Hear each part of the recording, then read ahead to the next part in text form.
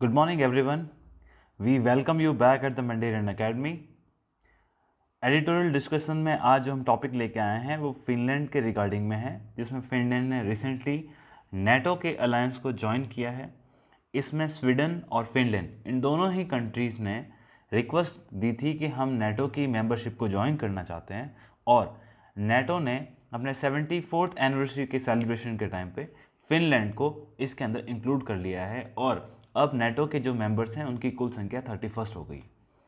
इस अवसर पर हम ये जानने का प्रयास करेंगे कि एग्ज़ाम के पर्सपेक्टिव से कौन से जो हमारे एस्पेक्ट है वो इम्पोर्टेंट है। सबसे पहले हम ये देखेंगे कि नेटो क्या है, इसके हेडक्वार्टर्स कहाँ हैं, इसके मेंबर्स कौन हैं, इसकी रिलेवेंस क्या है, और दूसरा जो वर्तमान में रशिया और यूक्रेन का जो वॉर चल रहा है, इस वॉर के दौरान में फिनलैंड की जो एंट्री हुई है नेटो अलायंस में, वो किस प्रकार से इस वॉर को और इसके डायमेंशंस को चेंज करेगी, और नेटो का जो रिलेवेंस है जिस कारण से इसको क्रिएट किया गया था और वर्तमान में इसकी क्या भूमिका है, और क्या ये जो फिनलैंड का इसको ज्वाइन करना इसके एक्सपांसन की नई प्रवृत्ति को दिखाता है, इन चीज़ों के बारे में हम डिस्कस करेंगे।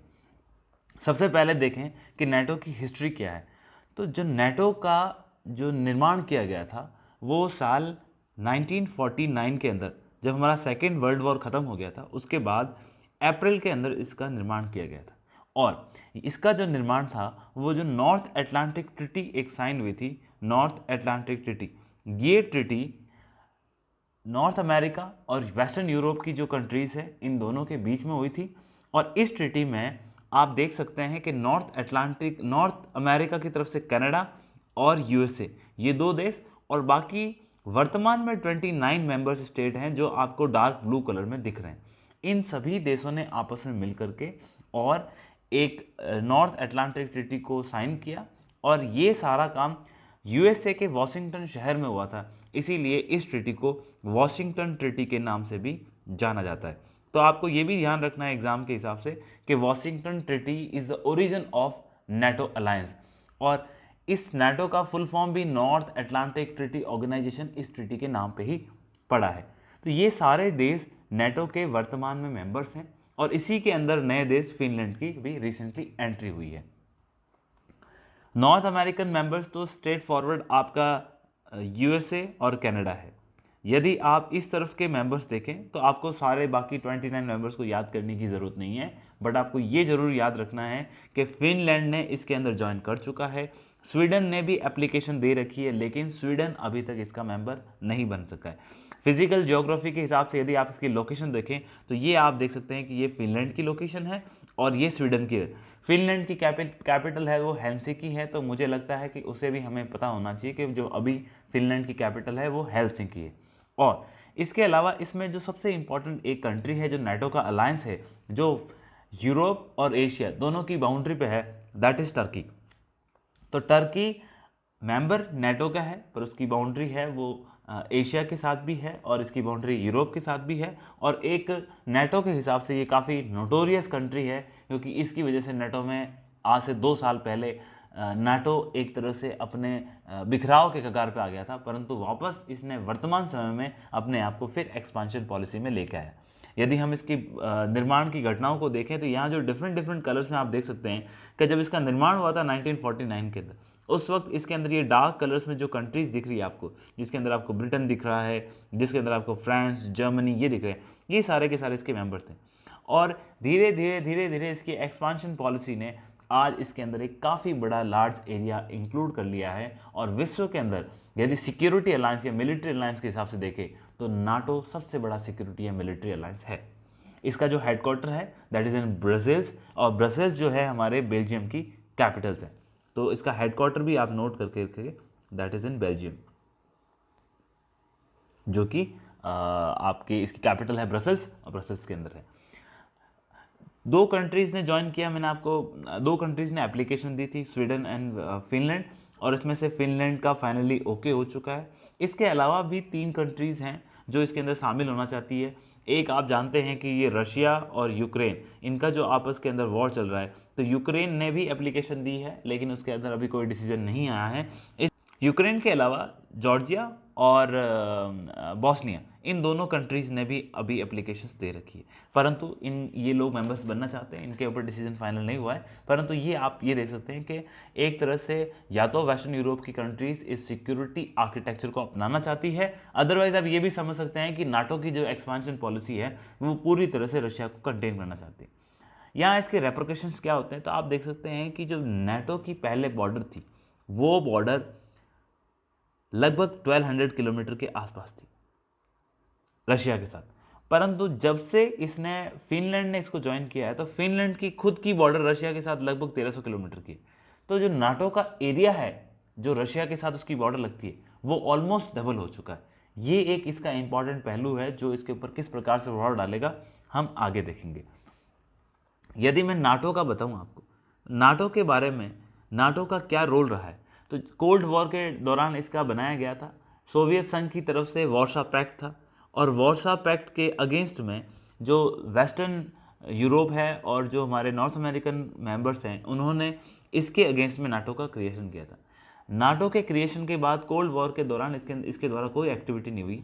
1990s के अंदर आपको पता है 1991 के अंदर सोवियत संघ का विघटन हो गया था। इस विघटन के बाद साल 1990s के अंदर 92 के अंदर हमारे इराक के अंदर इन्वेजन किया था। उस वक्त नाटो का पहली बार हमको रोल देखा जाता है। फिर बॉस्निया के अंदर सिविल वॉर स्टार्ट हुआ, तब भी नाटो ने अपना वहाँ पे एक रोल प्ले किया था।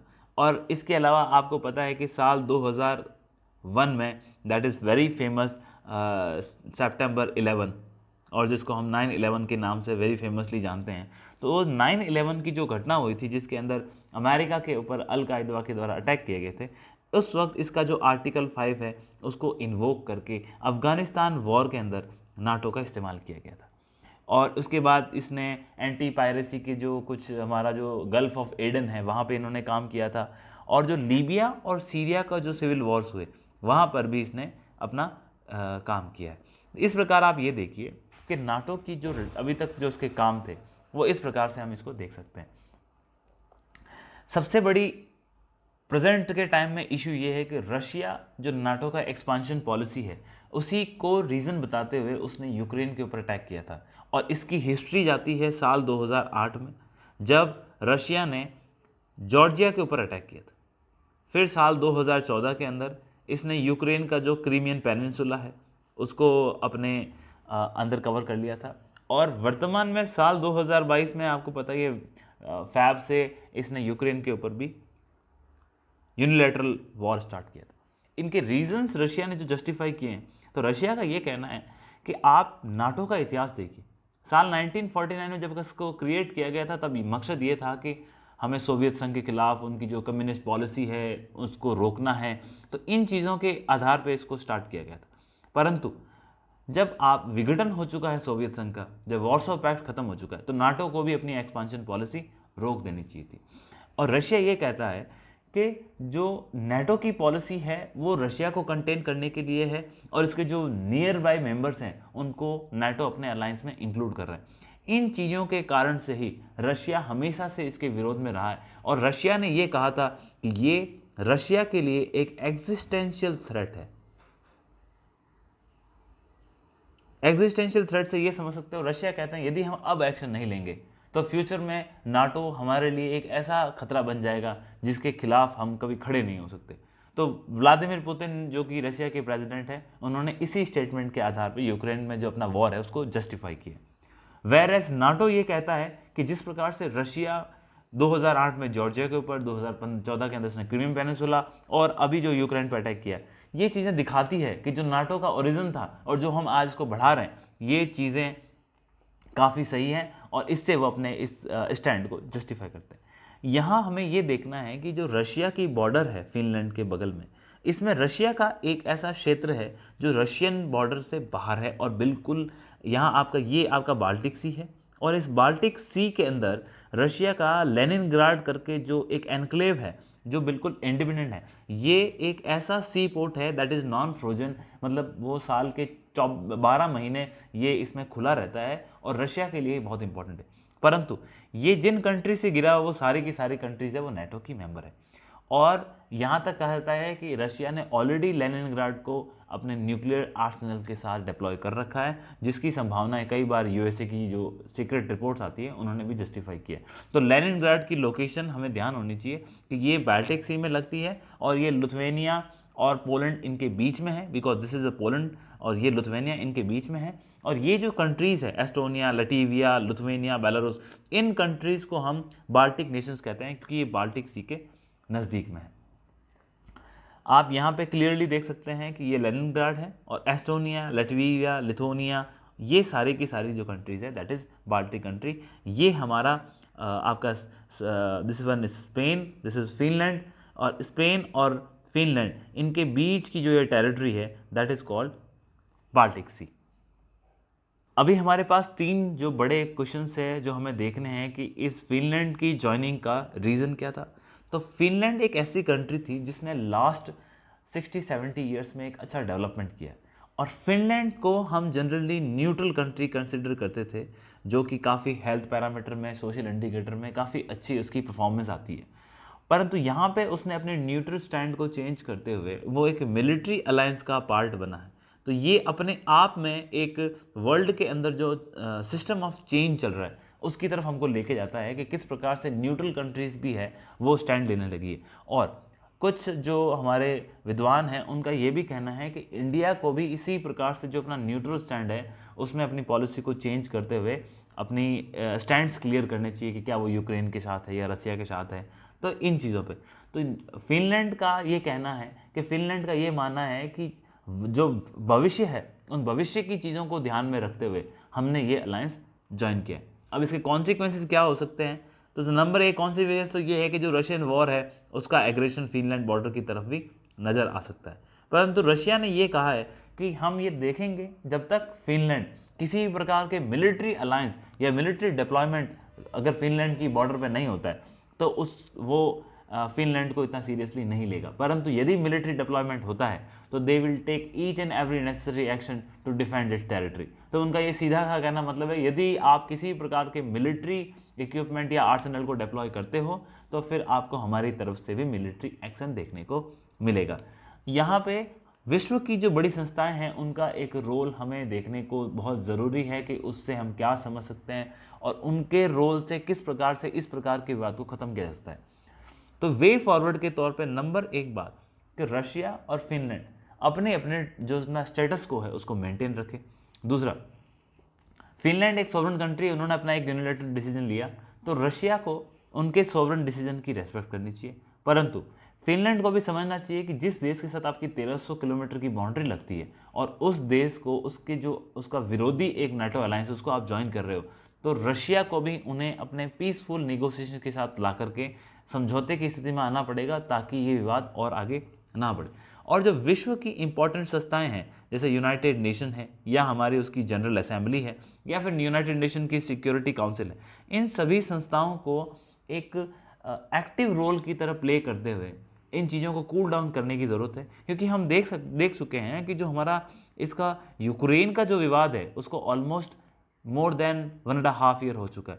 तो इस प्रकार से यदि विश्व में लड़ाइयाँ चलती रहेगी तो आगे वो किसी प्रकार का अन्य रूप भी ले सकती है जो विश्व की शांति और इकोनॉमिक डेवलपमेंट के लिए अच्छी बात नहीं है।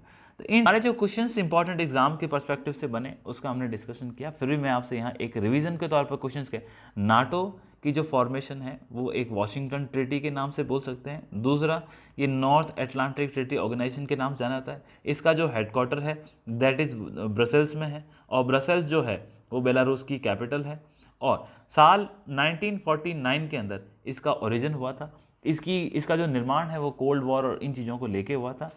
वर्तमान के अंदर इसके अंदर टोटल 31 मेंबर्स है। इन 31 मेंबर्स में से 29 मेंबर्स है वो यूरोप से आते हैं और रिसेंटली जो एंट्री हुई है वो फिनलैंड की हुई है। और जो 2 कंट्रीज़ हैं वो नॉर्थ अमेरिकन है, एक कनाडा है और दूसरा यूएसए है। इसके अलावा फिनलैंड की जो कैपिटल है वो हेलसिंकी है।